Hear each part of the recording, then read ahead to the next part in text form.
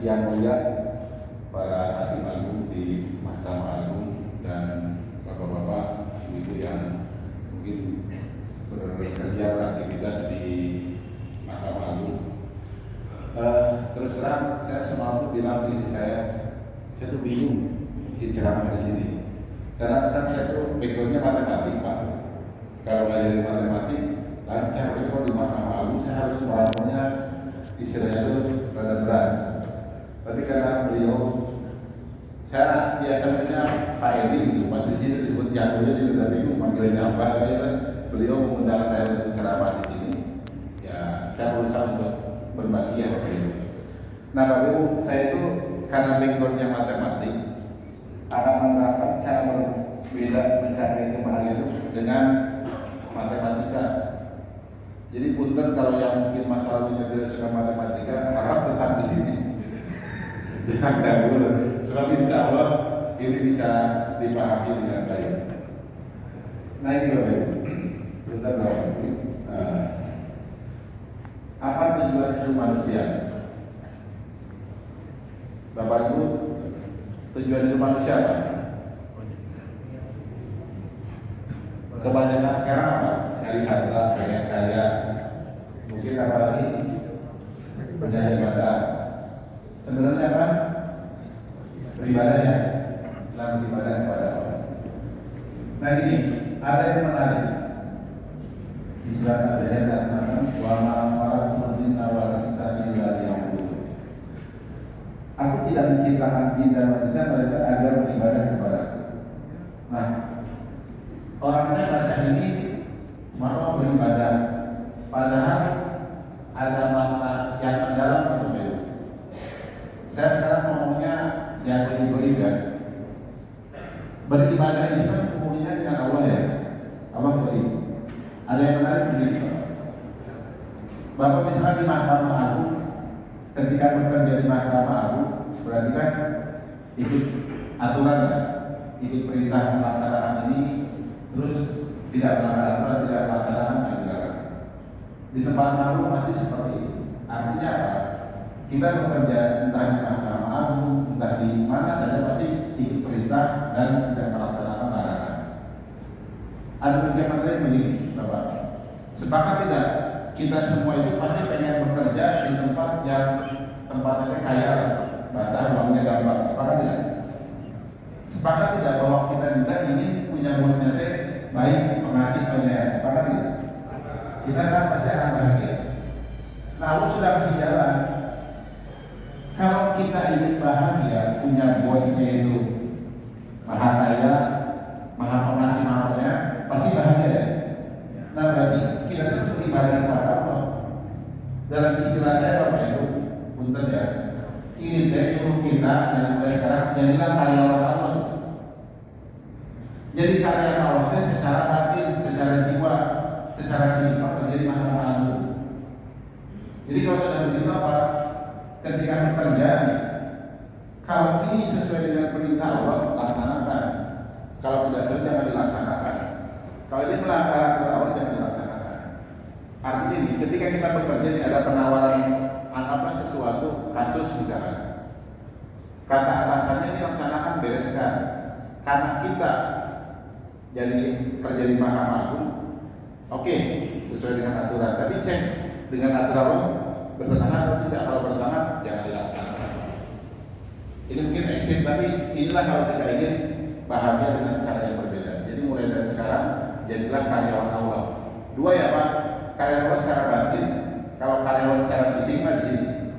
Sepakat? Oke. Sekarang yang kedua. Nah, cara berpikir yang berbeda Pak.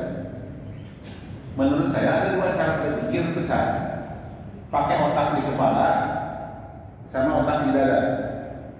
Selama ini manusia itu menyelesaikan masalah kebanyakan pakai otak di kepala, natural sama rasional. Kalau naturalnya mohon maaf, ini orang-orang yang pendidikannya kurang jadi pikirnya rutin. Kalau rasional, ini orang-orang yang sudah pintar pikirnya rasional. Nah yang jarang dipakai sekarang di Indonesia supranatural sama suprarasional.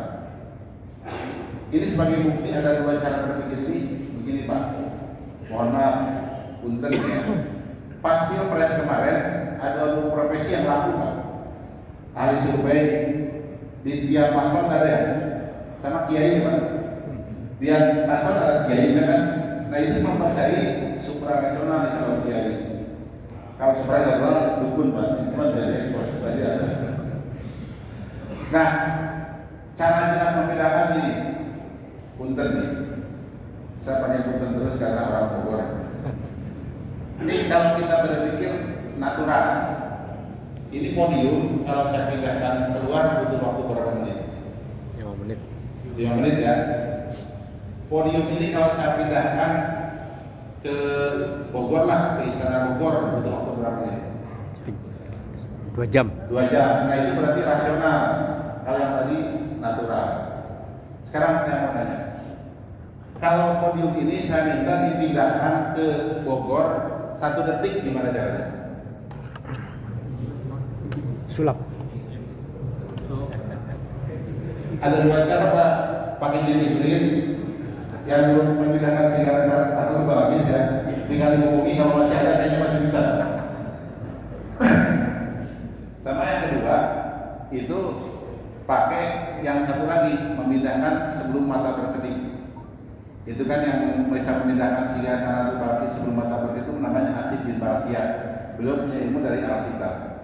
Maksudnya apa? Ada masalah yang nggak bisa pakai ini Pak, pakai hati. Nah maknanya adalah ini tuh kita harus latih supaya masalah bisa diselesaikan dengan cara mendekatkan diri kepada Allah. Nah ini yang saya ingin ajak pada suprarasional. Itu ya waktu Singgasana lalu Palestina dipindahkan itu kan jaraknya dari Syam ke Palestina itu Syam Palestina 2.250 km. Sekejap mata itu berarti sepersekian detik, seperti kecepatan cahaya. Nah artinya apa? Ini Pak, kita itu pasti akan menghadapi masalah yang tidak bisa diselesaikan pakai otak di kepala. Sepakat tidak? Sepakat. Nah, saya mau kasih tahu sekarang caranya. Kita bisa menggunakan otak di dada, kolbu, untuk menyelesaikan masalah tersebut. Makanya saya menyebutnya kita bisa bahagia dengan cara yang berbeda. Sang punten yang punya masalah dengan tangan, ini saya termasuk Bapak ya. Berarti di sini nggak punya masalah. Ada masalah. Nah, saya akan coba terangkan. Yang kasus tadi surat An-Naml ayat 38-40 ya Pak, yang kasus 3 Balagis. Nah, saya akan mengajak bapak-bapak teh berpikir suprarasional. Jadi berpikir suprarasional, berpikir menggunakan hati ini, otak di dada, sehingga mempertimbangkan hal yang tidak kasat mata dan tidak terlihat oleh pandangan atau hal yang lain. Saya ini pelatih Olimpiade matematik, tapi saya suka hal yang gaib. Kenapa? Saya sudah buat rumusan matematikanya Pak, jadi udah nggak gaib lagi, udah logis gitu. Dan sebenarnya ini hal gaib itu penting, sampai Allah bilang di surat Al-Baqarah ayat 3 loh Pak. Jadi Al-Baqarah kan awal surat.